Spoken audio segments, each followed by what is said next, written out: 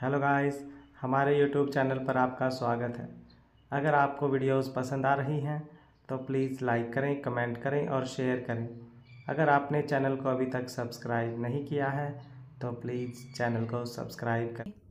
जैसे ही सामने का नज़ारा देखती हैं, उन दोनों के हाथों की मुट्ठियां बुरी तरह कस चुकी थी और उनका चेहरा रोने जैसा हो गया था, क्योंकि उनकी आंखों के ठीक सामने दो खूबसूरत और स्मार्ट सी लड़कियां, जिन्होंने एक शॉर्ट नी लेंथ वेटर्स की ड्रेस पहन रखी थी, गले में रुमाल की लिपटी हुई एक छोटी सी टाई, आगे शर्ट के दो बटन खुले हुए, जिसकी वजह से उनके परफेक्ट क्लीवेज कुछ हद तक विजिबल हो रहे थे। काफ़ी अदा के साथ वह दोनों झुककर अक्षत और रुद्र को कॉफ़ी सर्व कर रही थी और उनकी अपनी तिरछी नज़र से उन दोनों को देख रही थी। कहीं ना कहीं उन दोनों लोगों का पूरा प्लान था उन दोनों को सेड्यूस करने का। वह दोनों लड़की अक्षत और रुद्र के पास झुककर कॉफ़ी का कप देते हुए मुस्कुरा रही थी। हालांकि अक्षत और रुद्र का ध्यान उन दोनों की तरफ था ही नहीं, बल्कि वह दोनों सामने बैठे एंथोनी से बात करने में बिजी थे। लेकिन इसके बावजूद खुशी और निकिता का खून खोल रहा था, क्योंकि कहीं ना कहीं उन्होंने उन लड़कियों की आंखों में लस्ट देख लिया था। बल्कि आसपास भी कुछ लड़कियां खड़ी थी जो इधर उधर के काम करने के बहाने अक्षत और रुद्र को ही देख रही थी। कभी खुशी और निकिता ने कॉर्नर में खड़ी दो लड़कियों को आपस में बातें करते हुए सुना, जिनमें से एक लड़की अक्षत की तरफ इशारा करते हुए बोली, अरे प्रिया, देखना आज हमारे होटल में कितने हॉट और डसिंग लड़के आए हैं। हाय मैं बता नहीं सकती, मुझे तो यकीन ही नहीं हो रहा, इतने हैंडसम लड़के भी दुनिया में एग्जिस्ट करते हैं क्या। जरा उसे ब्लू ब्लेजर वाले को तो देख, हाय दिल पर छुरियां चला रहा है। कोई इतना हैंडसम कैसे हो सकता है यार। बाइसेप्स ट्रिसेप्स तो देखो, जो उसकी बॉडी फिट शर्ट के ऊपर से ही उभर कर नजर आ रहा है। ऐसा लग रहा है जैसे वह शर्ट अभी फट जाएगी और उसकी हैंडसम अट्रैक्टिव बॉडी हमें देखने को मिलेगी। क्या बॉडी है, क्या मसल्स है यार। इसे तो देखते ही मेरे अंदर करंट दौड़ रहा है। पता नहीं है शादीशुदा है या अब तक बैचलर है। बैचलर तो नहीं होगा, इतने हैंडसम इंसान की गर्लफ्रेंड तो जरूर होगी। यह सुनकर उस लड़की के बगल में खड़ी उसकी दोस्त प्रिया अक्षत की तरफ देखते हुए अजीब सी आंखें भरते हुए बोली, हाँ तू सही कह रही है यार डोली। मैं तो यह सोचकर हैरान हूँ कि यह जिसका भी पार्टनर होगा उसके साथ किस किस तरीके से रोमांस करता होगा। मुझे तो उस लड़की के बारे में सोचकर ही जलन हो रही है। हाय मैं बता नहीं सकती, मेरा तो दिल कर रहा है कि मैं अभी कूदकर उसकी गोद में बैठ जाऊं और उसके साथ न जाने क्या कर जाऊं। तुझे पता है मैंने मैनेजर से कितनी रिक्वेस्ट की कि कॉफ़ी मुझे ले जाने दे, लेकिन उस बेवकूफ़ टकले मैनेजर ने इस डॉली और रिया को भेज दिया, और वह भी सिर्फ इसलिए क्योंकि डॉली उसकी गर्लफ्रेंड है और रिया उसकी एक्स गर्लफ्रेंड। पता नहीं उस चुड़ैल ने किस तरह से मनाया होगा। जरा देख तो दोनों को किस तरह उन दोनों को सेड्यूस करने की कोशिश कर रही हैं। बस एक बार मुझे मौका मिल जाए तो मैं भी अपना जलवा दिखा ही दूं। देखना वह लड़के मेरे चार्म से बच नहीं पाएंगे। और उस लड़की की बात को सुनकर उसके बगल में खड़ी लड़की मुंह बनाते हुए बोली, अच्छा तुम जाओगी उनके पास। मुझे क्या लड़कों से एलर्जी है। इस बार तुम नहीं बल्कि मैं जाऊंगी। इसी बहाने दोनों हैंडसम को पास से देखने का मौका मिल जाएगा और क्या पता वह हमें देखकर अट्रैक्ट भी हो जाएं। वह दोनों लड़कियां इस बात से अनजान कि उनके सामने खड़ी दो लड़कियां खुशी और निकिता उन दोनों को घूर कर देख रही हैं, आपस में ही बातें कर रही थी। दरअसल उन्हें पता ही नहीं था कि यह दोनों लड़के यहाँ अपनी वाइफ के साथ आए हैं, क्योंकि यह मॉर्निंग शिफ्ट वाली लड़कियां थी। नाइट शिफ्ट की ड्यूटी चेंज हो चुकी थी। अब तो खुशी और निकिता का खून बुरी तरह से खोल रहा था। वह अपने हाथों की मुट्ठी कसते हुए मुंह बनाकर अपने नाखून बाहर की तरफ निकालकर उन दोनों लड़कियों की तरफ कदम बढ़ाते हुए बोली, इन दोनों चुड़ैलों को तो मैं। इतना कहकर खुशी अपने कदम आगे बढ़ाती है। वह गुस्से से दांत पीस रही थी कि तभी निकिता खुशी का हाथ रोकते हुए उसका ध्यान अक्षत और रुद्र की तरफ ले जाते हुए बोली, अरे मेरी डेविल क्वीन, शांत हो जा। उन दोनों चुड़ैलों को छोड़ और सामने जो चुड़ैल राक्षसों के बीच है उन पर ध्यान दे, वरना यहाँ हम जंगली बिल्लियों की तरह लड़ते रहेंगे और वहाँ वह चुड़ैल हमारे राक्षसों को पटा लेंगी। चल चल पहले उन्हें संभाल। और निकिता की बात को सुनकर खुशी का ध्यान सामने अक्षत और रुद्र उन दोनों लड़कियों पर गया। अब खुशी और निकिता जल्दी से तेज कदमों के साथ कमर पर हाथ रखकर चीखते चिल्लाते मुंह बनाते हुए उनकी तरफ आकर बोली, अक्षु, रुद्र के बच्चे, आप लोगों की इतनी हिम्मत कि आप लोग यहाँ इस तरह, हाउ डेयर यू। और अचानक खुशी और निकिता की इस तरह गुस्से से चिल्लाने की आवाज को सुनकर अक्षत, रुद्र और एंथोनी की नजर पीछे की तरफ गई, जहां से वह दोनों लड़कियां सुरसुरी बम की तरह फटते हुए आ रही थी। उन दोनों को इस तरह देखकर अक्षत और रुद्र की आईब्रो अजीब तरह से सिकुड़ गई। और तभी वह लड़कियां जो दोनों के सामने कॉफी का कप लेकर खड़ी थी अपनी जगह से उठकर सीधी खड़ी हो गई। उन दोनों लड़कियों के अलावा आसपास खड़ी बाकी वेटर्स जिनकी नज़र अभी अक्षत और रुद्र पर थी, उनके चेहरे पर भी अजीब से रिएक्शन आ गई कि तभी अक्षत खुशी को देखकर चेहरे पर सॉफ्ट एक्सप्रेशन लिए बोला, जान तुम यहाँ कहाँ थी तुम इतनी देर? अब खुशी अक्षत के सामने आकर कमर पर हाथ रखकर उस पर लगभग बरसते हुए मुंह बनाकर अपनी तिरछी नज़र से उन लड़कियों को देखते हुए बोली, मैं तो यहीं थी, पर लगता है आप यहाँ रहकर भी यहाँ नहीं है। आपकी हिम्मत भी कैसे हुई यहाँ इस तरह गार्डन में आकर बैठने की? और यह आपकी शर्ट के बटन, इसे क्या हवा खाने के लिए खोल रखा है? कहते हुए खुशी उसका बटन बंद करने लगी और अभी भी उससे नाराज होते हुए बोली, ठंड का मौसम है अक्षु, यहाँ बर्फ पड़ रही है और आपको इतनी गर्मी लग रही है, या फिर मॉडलिंग करने का शौक चढ़ा है आपको? बताइए क्या प्रॉब्लम है आपकी? और खुशी की अजीबोगरीब बात सुनकर अक्षत को पहले तो कुछ समझ नहीं आया, लेकिन तभी उसकी नज़र सामने खड़ी लड़कियों की तरफ गई और अब अक्षत को सब समझ में आ गया। वहीं निकिता मुंह बनाते हुए रुद्र के कॉलर को पकड़कर उसे लगभग हिलाते हुए बोली, रुद्र के बच्चे, मैं वहां आपको कब से ढूंढ रही हूँ और आप यहाँ नैन मटक्के कर रहे हैं, आपकी हिम्मत भी कैसे हुई? अचानक निकिता को इस तरह आग बबूला होकर अपना कॉलर पकड़े हुए देखकर रुद्र की तो हवाइयां ही उड़ गई।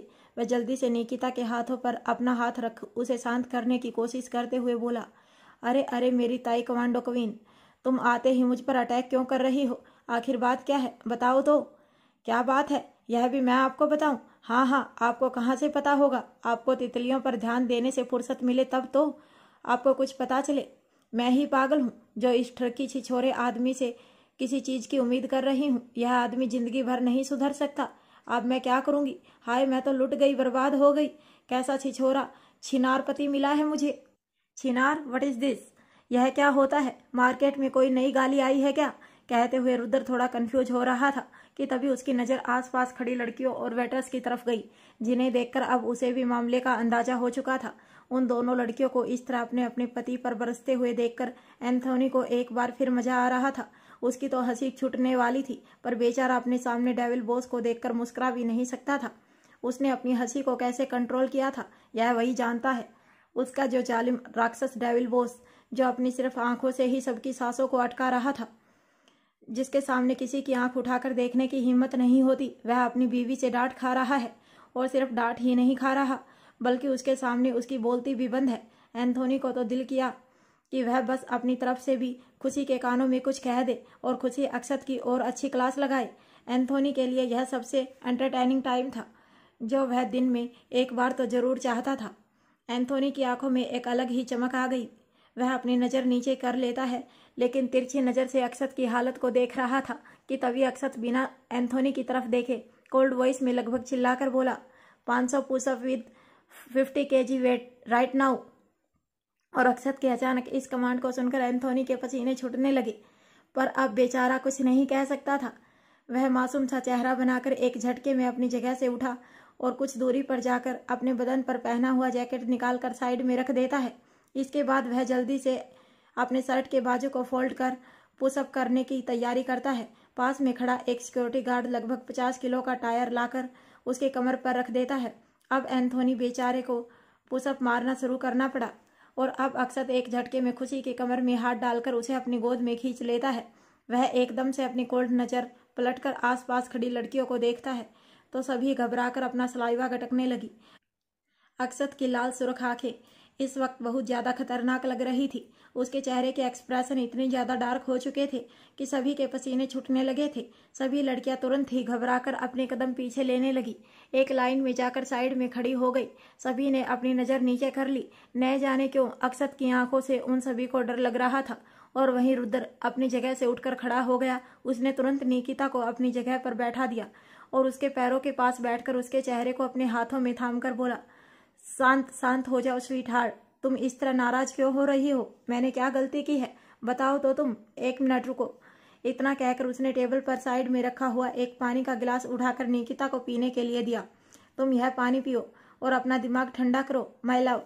रुद्र के इतने प्यार से कहने पर निकिता गहरी गहरी सांस लेते हुए पानी का गिलास पीने लगी। वह किसी तरह अपने गुस्से को कंट्रोल कर रही थी। वहीं खुशी मुंह फुलाकर अक्षत की गोद में बैठी हुई थी। उसने अपने गाल फुलाकर दूसरी तरफ चेहरा कर लिया था, जो देखकर अक्षत की आंखें और भी ज्यादा कोल्ड हो गई उसने एक झटके में खुशी की कमर पर अपनी पकड़ और मजबूत कर दूसरे हाथ से उसके चेहरे को थाम अपनी तरफ करते हुए दांत पीस कर बोला, लुक एट मी जान, you can't ignore me because I can't tolerate it, what's the matter. और अक्षत की इस बात को सुनकर खुशी, जो कि अपना चेहरा फुलाकर मासूमियत से उसकी तरफ देखने लगी, अपनी नज़र घुमाकर आसपास की लड़कियों की तरफ देखती है और फिर अक्षत के सीने से लगकर मुंह बनाकर बोली, हाँ आपको पता है सब आपको कैसे दिख रही है, मुझे बिल्कुल भी अच्छा नहीं लगा। आप इतने हैंडसम क्यों हैं अक्सू? कहकर खुशी उसके सीने में अपना चेहरा छुपाकर मासूमियत से रोने लगी और उसकी बातों को सुनकर अक्षत के चेहरे पर एक तिरछी मुस्कान आ गई। उसने खुशी की चिन के नीचे एक उंगली रख उसके चेहरे को उठाते हुए उसकी आंखों में देखकर पूछा, जान तो क्या तुम्हारी प्रॉब्लम मेरी हैंडसमनेस है? क्या तुम चाहती हो कि मैं ऐसा ना रहूं? बोलो। और अक्षत की बात को सुनकर खुशी उसकी आंखों में देखते हुए अपने होठों को पिचकाकर मासूम सा चेहरा बनाकर बोली, नहीं ऐसा नहीं है। लेकिन कहकर खुशी मासूमियत से उसके सीने पर पंच मारने लगी। उसे खुद समझ नहीं आ रहा था कि वह अक्षत से क्या कहे। हैंडसम होना उसका गुनाह तो नहीं है और वह यह भी बहुत अच्छे से जानती है कि उसका पति उसके अलावा किसी और को नहीं देखा, लेकिन फिर भी उसके अंदर एक इनसिक्योरिटी जलन थी जिसे वह जाहिर नहीं कर पा रही थी। लेकिन अक्षत बहुत अच्छे से समझ रहा था। उसने मुस्कुराकर खुशी के होठों पर लाइट किस करते हुए कहा, जान तुम्हें जेलस फील करने की ज़रूरत नहीं है। तुम अच्छे से जानती हो तुम्हारे अलावा दुनिया में ऐसा कोई नहीं है जो मेरे दिल को धड़का सके और मेरी नीयत को डोला सके। खुशी की नाक पर प्यार से टैप करते हुए, यह पावर सिर्फ तुम में है। यह सुनकर खुशी को अच्छा तो लग रहा था। अब वह थोड़ा ब्लश करने लगी कि तभी निकिता रुद्र से मुंह फुलाकर पैर पटकते हुए वहां से जाते हुए बोली, हाँ आप लोगों के पास हर चीज़ का जवाब है ना, लेकिन कोई जरा हमें यह एक्सप्लेन करेगा कि जब आप हम लोगों के साथ किसी लड़के को नहीं देख सकते तो हम आप लोगों के आसपास इतनी सारी तितलियों को क्यों देखें? यह तो गलत बात हुई ना। इसीलिए खुशी तुझे मानना है तो मान जा, लेकिन मैं तो नहीं मानूंगी, क्योंकि अगर आज मैंने अपने इस ठरकी पति को छोड़ दिया तो यह आगे भी ऐसे ही करेंगे। इतना कहकर निकिता वहां से जाने लगी और अब खुशी उसका दिल अब अक्षत के लिए पिघलने लगा था। उसे भी याद आया कि अक्षत इतनी सारी तितलियों के बीच घिरा हुआ था। उसके चेहरे के रंग अचानक ही बदलने लगे, जिसे अक्षत बहुत अच्छे से समझ गया था और उसे समझ में आ गया कि निकिता की बातों का असर खुशी पर हो चुका है। अक्षत गुस्से से दांत पीसकर बगल में बैठे रुद्र की तरफ घूरता है तो रुद्र अपना माथा पीटकर मासूम सा चेहरा बनाते हुए अपनी जगह से उठकर खड़ा हो गया और रोने सी सूरत बनाकर बोला, अब इसमें मेरी क्या गलती है? तुम्हारी गलती यह है कि तुम्हें अपनी बीवी को संभालना नहीं आता, इडियट। लगता है अब मुझे ही तुम्हें।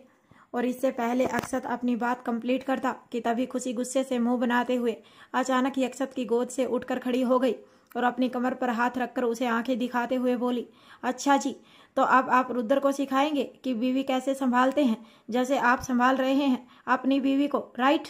यानी कि आप मुझे कंट्रोल कर रहे हैं और आप मेरे मासूमियत का फ़ायदा उठाने की कोशिश कर रहे हैं। यह बात तो मुझे पहले ही समझ जानी चाहिए थी, लेकिन मैं सचमुच बेवकूफ़ हूँ जो आपकी मीठी मीठी बातों में आ जाती हूँ। लेकिन इस बार तो नहीं आऊँगी, नहीं आऊँगी, नहीं आऊँगी, नहीं आऊँगी। खुशी अपना पैर पटकते हुए वहाँ से इठलाकर जाते हुए बोली, अब मनाकर दिखाओ मुझे और सिखाओ रुद्र को कि बीवी को कैसे मनाते हैं, बड़े आए बीवी हैंडल करने वाले। खुद तो तितलियों से घिरे रहते हैं, मुझे मेरी दोस्त के साथ भी नहीं रहने देते और जब मैं शिकायत करती हूँ तो मीठी मीठी बातों में फंसाने लगते हैं। इतना बड़ा ठरकी तो आज तक नहीं देखा मैंने। यह तो रुद्र सभी बड़े प्लेबॉय निकले। और कुछ इन्हीं शब्दों को बड़बड़ाते हुए खुशी वहां से चली गई और अक्षत गुस्से से दांत पीसकर अब रुद्र को घूर रहा था। वह एक झटके में अपनी जगह से उठकर खड़ा हुआ। वह जैसे ही रुद्र को गले से पकड़ने को हुआ कि तभी रुद्र अक्षत की आंखों में अपने लिए गुस्सा देखकर तुरंत ही वहां से 9-2-11 होते हुए बोला, मुझे मेरी बीवी बुला रही है, मेरा दिन ही खराब है। इतना कहकर रुद्र जिस दिशा में निकिता गई थी उस तरफ चला गया और अक्षत अपने हाथों की मुठ्ठियां कसते हुए दांत पीसकर खुशी के पीछे निकल गया। जान तुम्हें तो मैं। और अब थोड़ी ही देर बाद खुशी और निकिता मुंह बनाते हुए गार्डन के एक एरिया में पूल साइड बैठे हुए थे और एक दूसरे की तरफ देखते हुए खुशी ने निकिता से कहा, निक्की देखना वह आ रहे हैं या नहीं, कहीं हमारी प्लानिंग फेल तो नहीं हो गई। उनके चेहरे के एक्सप्रेशन देखकर लग तो नहीं रहा था, पर उन्हें अब तक तो आ जाना चाहिए था। देखना इतना अच्छा मौसम है, इतनी खूबसूरत वादियाँ हैं और दोनों के दोनों खड़ूस यहाँ भी अपने बिजनेस की ही बातें कर रहे हैं। ना तो खुद कहीं घूमने जा रहे हैं, ना हमें घूमने दे रहे हैं। इसीलिए इसके अलावा हमारे पास कोई प्लान भी नहीं था। वैसे कितना अच्छा नाटक किया ना हम दोनों ने। उन दोनों को शक भी नहीं हुआ। कहते हुए निकिता के चेहरे पर मुस्कान थी और तभी खुशी मुंह बनाते हुए बोली, वह सब तो ठीक है, लेकिन सच बताऊं तो मुझे सचमुच जलन हो रही थी। उन लड़कियों की बातें सुनी मेरा तो दिल कर रहा था कि उनका मुंह ही नोच लूं। और वह दोनों वेटर्स जो उन्हें कॉफी सर्व कर रही थी, मन तो किया कि उनके बाल पकड़कर ऐसे धोबी पछाड़ मारूं कि उनका मुंह चपटा हो जाता, जिंदगी भर के लिए टकली हो जाती और 32 के 32 दांत बाहर आ जाते। उनकी आंखें निकाल लेने का दिल कर रहा था। तूने देखा ना वह कैसे हमारे पतियों को सेड्यूस करने की कोशिश कर रही थी। कहते हुए खुशी का मुंह बन गया कि तभी निकिता ने मुस्कुराते हुए कहा, वह तो मैंने देखा ही, खून तो मेरा भी खोल रहा था। लेकिन जब हम दोनों ने अपने अपने पतियों के फेस के रिएक्शन को देखा तब जाकर हमारा गुस्सा झाग की तरह बैठ गया। सच यार, मुझे तो यकीन ही नहीं हो रहा वह दोनों इतने ज्यादा शरीफ कैसे हो सकते हैं।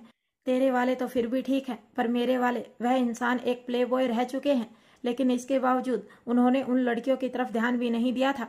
मैं तो यही सोचकर हैरान हूँ और खुश भी। निकिता की बात को सुनकर खुशी की आंखों में भी चमक आ गई और चेहरे पर मुस्कान। उसे अक्षत पर और भी ज्यादा प्यार आ रहा था कि तभी निकिता ने जल्दी से खुशी से कहा, अरे अरे खुशी, वह देख तेरे ड्रैकुला यहीं आ रहे हैं, चल चल शुरू हो जा। और तभी खुशी की नजर पीछे से आ रहे रुद्र पर गई। उसने निकिता को वॉर्न करते हुए कहा, हाँ हाँ और तू भी शुरू हो जा। अब अक्षत और रुद्र जो कि तेजी से गुस्से से मुंह बनाते हुए उन दोनों की तरफ आ रहे थे, अचानक ही अपनी जगह पर जम गए।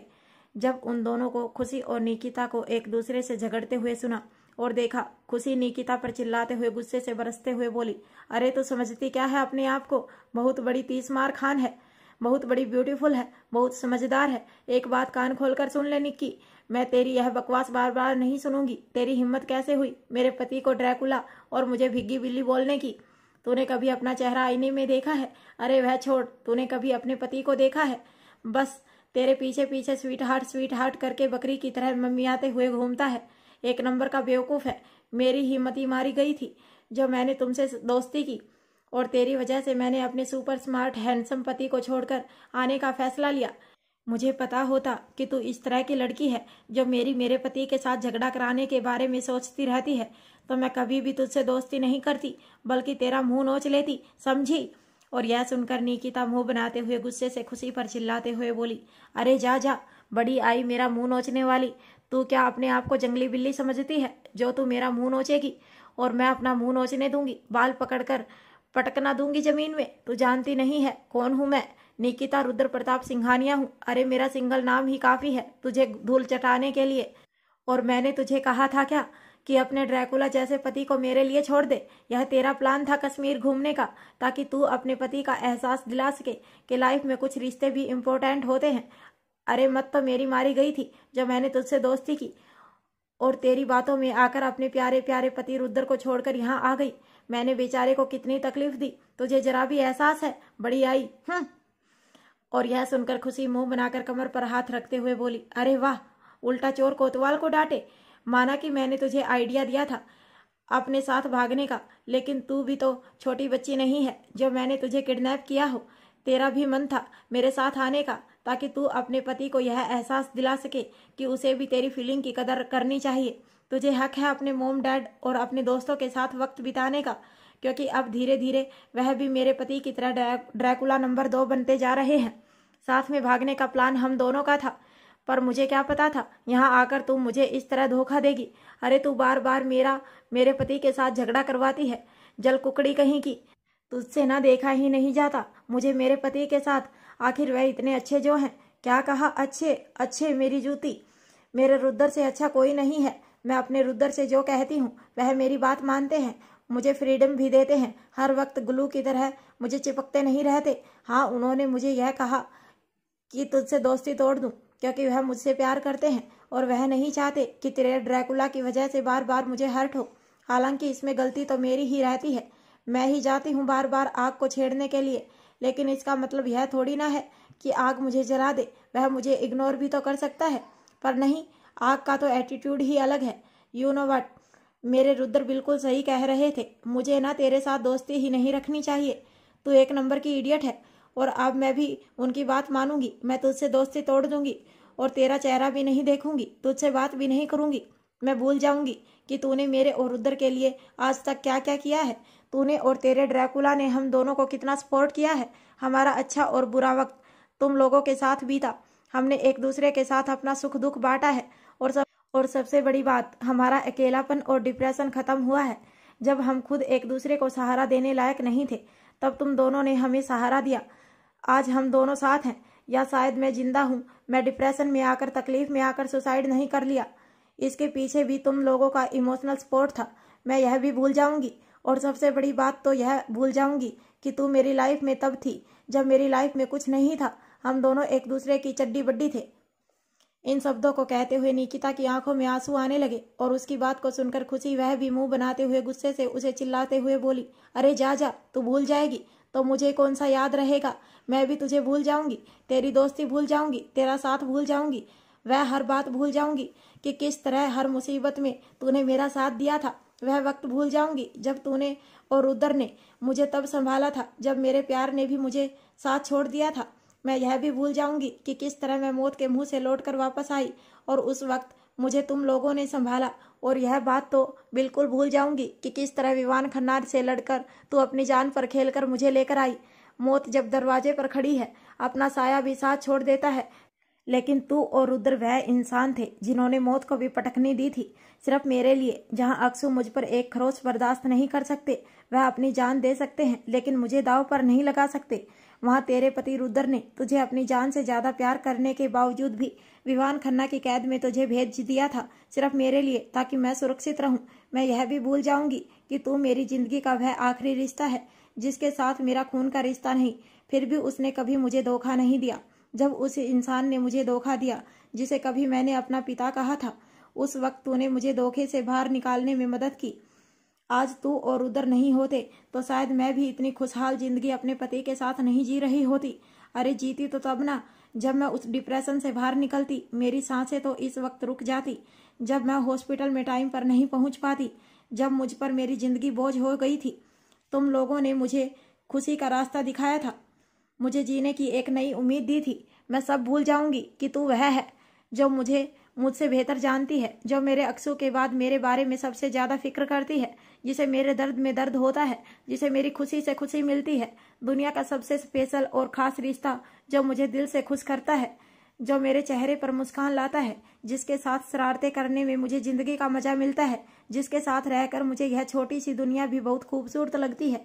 मैं सब भूल जाऊंगी, सब भूल जाऊंगी, मैं तुझे भूल जाऊंगी, और सिर्फ इसलिए भूल जाऊंगी क्योंकि मेरे अक्सू चाहते हैं कि मैं तेरे साथ कोई रिश्ता ना रखूं।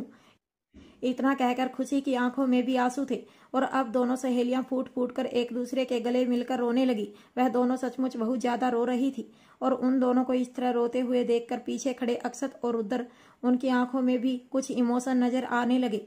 उनकी नजर नीचे हो गई और अब वह दोनों अपने ख्यालों में खो गए। फ्लैशबैक। अक्षत और रुद्र एंथोनी के साथ बैठकर थोड़ी देर पहले गार्डन में किसी बिजनेस डील के बारे में बात नहीं कर रहे थे, बल्कि यह प्लानिंग कर रहे थे कि वह अपनी अपनी बीवियों को एक दूसरे के साथ दोस्ती तोड़ने के लिए मजबूर कैसे करे, जिससे कि वह दोनों बिना किसी आर्ग्यूमेंट और नाराजगी के एक दूसरे से अलग हो जाए।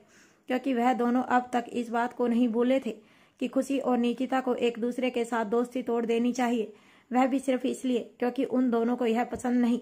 लेकिन वह दोनों इन बातों से अनजान थे कि खुशी जिस वक्त कॉरिडोर में खड़े होकर निकिता का इंतजार कर रही थी, जब निकिता सिवाय से बात कर रही थी, उस वक्त एंथोनी रुद्र और अक्षत की बातों को सुनकर धीरे से अपना फोन निकालकर उस पर खुशी का नंबर डायल कर देता है, जिसके बाद खुशी कॉल रिसीव करते ही अक्षत और रुद्र की सारी बातें सुन चुकी थी। इन बातों को सुनने के बाद उसे बहुत ज्यादा बुरा लग रहा था, और निकिता जैसे ही बाहर आई, खुशी ने उसे सारी बातें बता दी थी, जिसके बाद वह दोनों सहेलियां आपस में यह प्लानिंग करती हैं, लेकिन अब अपनी बातों को कहते हैं और समझाते हुए वह दोनों सचमुच इमोशनल हो रही थी और बहुत ज्यादा रो रही थी। Flashback and present time. Akshat और रुद्र को अब अपनी गलती का एहसास हो रहा था। वह दोनों अब अपने पुराने ख्यालों में खो गए। जब खुशी और निकिता की दोस्ती ने उन दोनों की फैमिली को बचाया है, उन दोनों के प्यार को बचाया है। सिचुएशन चाहे जो भी हो, अगर शरारतों को नजरअंदाज कर दिया जाए तो उन दोनों ने हमेशा एक दूसरे के लिए ढाल का काम किया है। आज उन दोनों का प्यार अगर उन दोनों के पास है तो शायद इसके पीछे खुशी और निकिता की सेल्फलेस दोस्ती और अटूट प्यार ही है। जहाज की दुनिया में पैसे से लगभग हर रिश्ता खरीदा जा सकता है, वहीं खुशी और निकिता ने यह साबित किया है कि दोस्ती किसी भी पैसे से खरीदी नहीं जा सकती। अगर वह सच्ची है तो चाहे दुनिया इधर की उधर हो जाए, वह टूट नहीं सकती, वह बिक नहीं सकती और कभी धोखा नहीं दे सकती। ऐसे रिश्ते दुनिया में बहुत मुश्किल से मिलते हैं। रुद्र की आंखों में आंसू आने लगे थे और अक्षत की आंखों में भी कुछ था जिसे वह फिलहाल बता नहीं सकता था। कुछ ही पल में खुशी और निकिता को अपने अपने कंधे पर किसी के हाथ महसूस हुए और अब उन दोनों ने तुरंत ही पलटकर उस इंसान के सीने से लग गई। वह उसके सीने से लिपटकर रोने लगी क्योंकि यह एहसास किसी और का नहीं बल्कि उनके पति का था। अपनी अपनी बीवियों को सीने से लगा हुआ और रोता हुआ महसूस कर अक्षत और रुद्र ने खुशी और निकिता को कस के अपने सीने से दबा लिया और प्यार से उनकी पीठ और बालों को सहलाते हुए उन्हें शांत करते हुए कहा, I am sorry sweet heart, मुझसे गलती हो गई, समझ ही नहीं पाया, होश के तो मुझे माफ कर दो। मैंने तुम लोगों की दोस्ती तोड़ने के लिए कहा था ना। मुझे अपनी गलती का एहसास है और अब तुम्हें कोई ज़रूरत नहीं है दोस्ती तोड़ने की। एजे को चाहे जो फैसला लेना है ले, लेकिन मुझे तुम दोनों की दोस्ती से ऐतराज नहीं है। मैं अब तुम लोगों के साथ हूँ क्योंकि तुम्हारी खुशी में मेरी खुशी है। मुझे माफ़ कर दो। अब मैं तुम्हें तुम्हारी फैमिली के पास जाने से नहीं रोकूंगा। और रुद्र के इन शब्दों को सुनकर निकिता यूं ही रोते हुए धीरे से अपना चेहरा उठाकर रुद्र की तरफ देखती है तो रुद्र की आंखों में आंसू और चेहरे पर मुस्कान थी, जिसे देखकर निकिता अपने होठ बाहर की तरफ निकालकर सिसकते हुए बोली, पक्का आप मुझे खुशी से दोस्ती तोड़ने के लिए मना नहीं करेंगे और मुझे फैमिली के पास भी जाने देंगे। देखिए, अगर आप इस चीज़ से खुश नहीं हैं तो फिर। और इससे पहले कि निकिता आगे कुछ कहती, रुद्र उसके होठों पर अपनी उंगली रखकर उसे आगे कुछ भी कहने से रोक देता है और मुस्कुराते हुए बोला, मुझे कोई प्रॉब्लम नहीं है और तुम अपनी फैमिली के पास जा सकती हो, लेकिन सिर्फ 2 दिनों के लिए, क्योंकि इससे ज़्यादा मैं तुमसे दूर नहीं रह सकता। और यह सुनकर निकिता का फिर से मुंह बन गया, लेकिन अब उसके चेहरे पर मुस्कान आ गई। रुद्र एक झटके में निकिता को अपनी गोद में उठा लेता है और प्यार से उसके होठों पर किस करते हुए बोला, वैसे रहने को तो मैं अभी भी तुमसे दूर नहीं रह सकता। चलो मुझे ढेर सारा प्यार करो, फिर शायद हो सकता है कि मैं कुछ दिन और बढ़ा दूं। और रुद्र की बात को सुनकर निकिता की आंखें बाहर आ गई। वह रुद्र की बाहों से छूटने की कोशिश कर रही थी, लेकिन रुद्र उसकी कमर पर और भी पकड़ मजबूत कर उसे अपनी गोद में दबाए हुए ब्राइडल स्टाइल में उठाकर वहां से ले गया। वहीं अक्षत अभी भी खुशी को अपने सीने से लगाए हुए प्यार से उसकी पीठ और बालों को सहला रहा था। इसके साथ ही वह अपनी कोल्ड और डीप वॉइस में बोला, जान चुप हो जाओ, तुम अच्छे से जानती हो ना, मैं तुम्हारी आंखों में एक आंसू भी बर्दाश्त नहीं कर पाता। अगर तुम इसी तरह रोती रही तो मैं पक्का तुम्हारी दोस्त को गोली मार दूंगा। तुम नहीं चाहती ना कि तुम्हारी दोस्ती उससे टूटे, तो ठीक है, आज के बाद मैं तुम दोनों को अलग होने के लिए नहीं कहूँगा। अब प्लीज़ शांत हो जाओ, तुम्हारे ये आंसू मुझे तकलीफ देते हैं।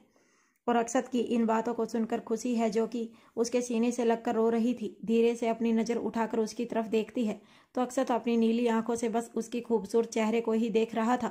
उसने अपने एक हाथ से खुशी के आंसुओं को पोंछा तो खुशी बड़ी ही मासूमियत से अपने निचले होठ को बाहर निकालकर सुबकते हुए बोली, नहीं, आप झूठ बोल रहे हैं। कुछ दिनों बाद आपका फिर से मूड बदल जाएगा और आप उसे फिर से मेरे साथ देखकर जलेंगे। और खुशी की इस बात को सुनकर अक्षत उसे अपनी नीले नज़रों से घूरते हुए कोल्ड वॉइस में बोला, शट अप जान, तुमसे किसने कहा कि मैं उससे जलता हूँ? मुझे बस अच्छा नहीं लगता वह तुम्हारे करीब आती है, क्योंकि मैं नहीं चाहता तुम्हारे लिए मेरे अलावा कोई और इम्पोर्टेंट हो, कोई भी। लेकिन यह बात भी सच है कि तुम्हारी खुशी मेरे लिए सबसे ज़्यादा इम्पोर्टेंट है, इसीलिए ना चाहते हुए भी मुझे तुम्हारी दोस्ती मंजूर है। लेकिन एक बात याद रखना, अपनी उस दोस्त को वार्न कर देना, वह तुम्हारे साथ ज़्यादा चिपके नहीं, फालतू के खुराफात तुम्हारे दिमाग में ना लाए, तुम्हारे कान भरना बंद कर दे और मुझे प्रोवोक ना करे, अपनी लिमिट में रहे। और यह सुनकर खुशी का मुंह बन गया। वह हैरानी से अक्षत की तरफ देखते हुए मुंह बनाकर बोली, इतनी सारी पाबंदियाँ, साफ साफ कह दीजिए ना कि हम दोनों सिर्फ एक दूसरे की फ़ोटो देखकर ही बात कर सकते हैं, इतना घुमा फिरा कर कहने की ज़रूरत नहीं है। और यह सुनकर अक्षत अपने चेहरे पर तिरछी मुस्कान लिए बोला, हाँ वैसे जान, आइडिया बुरा नहीं है, तुम दोनों यही करो, आई थिंक सबके लिए बेटर होगा, स्पेशली मेरे लिए। अक्सू, आप कभी नहीं सुधरेंगे, कहते हुए खुशी मुंह बनाकर अक्षत के सीने पर पंच मारने लगी। प्लीज़ कहिए ना, आपको हम दोनों की दोस्ती से कोई प्रॉब्लम नहीं है। देखिए, अगर आप मना करेंगे तो मैं उससे दोस्ती तोड़ दूंगी, भले ही इसके लिए मुझे कितना भी बुरा लगे, कितनी भी तकलीफ हो, क्योंकि मैं आपको अब और हर्ट नहीं करना चाहती, क्योंकि मेरे लिए सबसे ज़्यादा आप। और इससे पहले कि खुशी आगे कुछ कहती, अक्षत तुरंत उसके होठों पर अपनी एक उंगली रख उसे आगे कुछ भी कहने से रोक देता है। तुम्हारे चेहरे की एक मुस्कान के लिए अगर मुझे सारी दुनिया को भी दांव पर लगाना पड़े तो मैं लगा दूंगा जान। और तुमने तो मुझसे एक छोटी सी चीज़ मांगी है, मुझे कोई प्रॉब्लम नहीं है। वैसे वह इतनी बुरी भी नहीं है, बस थोड़ी सी नकचड़ी है। उससे कहना अपने एटीट्यूड को कंट्रोल में रखे, क्योंकि मेरा भी बहुत जल्दी गर्म हो जाता है दिमाग। कहकर अक्षत खुशी को एक बार फिर अपने सीने से लगा लेता है। उसकी बात को सुनकर खुशी के चेहरे पर एक मुस्कान आ जाती है। अब अक्षत प्यार से उसके होठों की तरफ झुकने लगा ताकि वह उसके होठों पर किस कर सके। अक्षत को अपनी तरफ बढ़ते हुए देखकर खुशी के चेहरे पर एक प्यारी सी मुस्कान आ गई। उसने शर्म से अपनी नज़र नीचे कर ली। अक्षत उसके चिन के नीचे अपनी एक उंगली रख धीरे से उसके चेहरे को उठाकर बस उसके होठों को चूमने ही वाला था कि तभी खुशी को कुछ याद आया और उसकी आंखें हैरानी से बड़ी हो गई।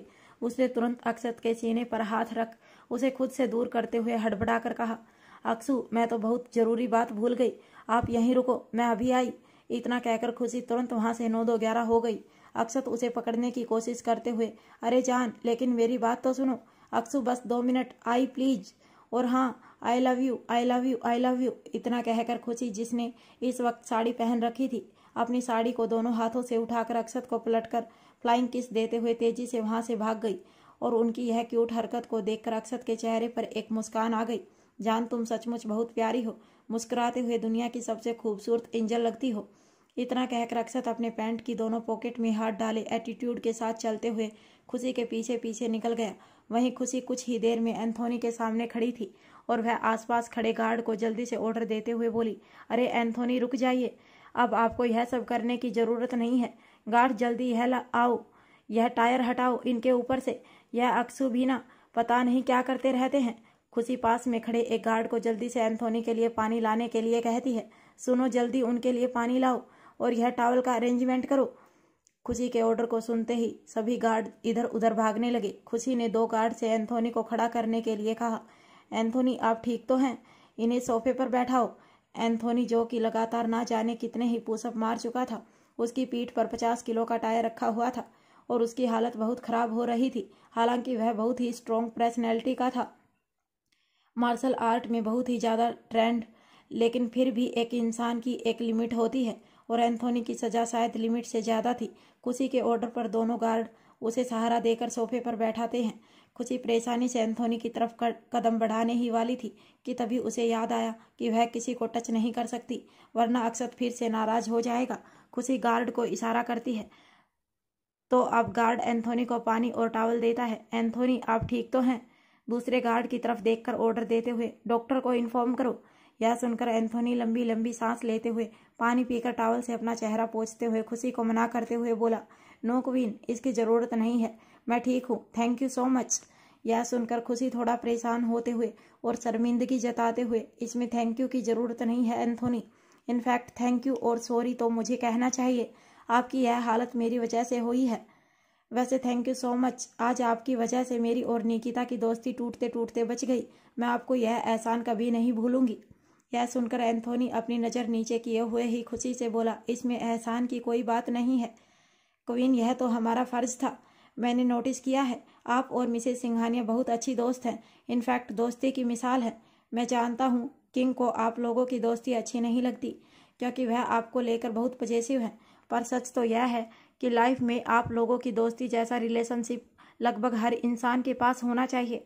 मुझे ऐसा करना तो नहीं चाहिए था, पर मैं खुद को रोक नहीं पाया और शायद इसीलिए किंग ने मुझे सजा दी है। यह सुनकर खुशी मायूस सा चेहरा बना लेती है कि तभी अक्षत, जो कि खुशी के पीछे से आ रहा था, अपनी कोल्ड आवाज़ में सोफे पर बैठे हुए एंथोनी को देखकर लगभग थोड़ा तेज आवाज़ में बोला, आगे से दिमाग लगाने से पहले 4 बार सोच लेना, क्योंकि ब्लैक डेविल की नज़रें चारों तरफ होती हैं।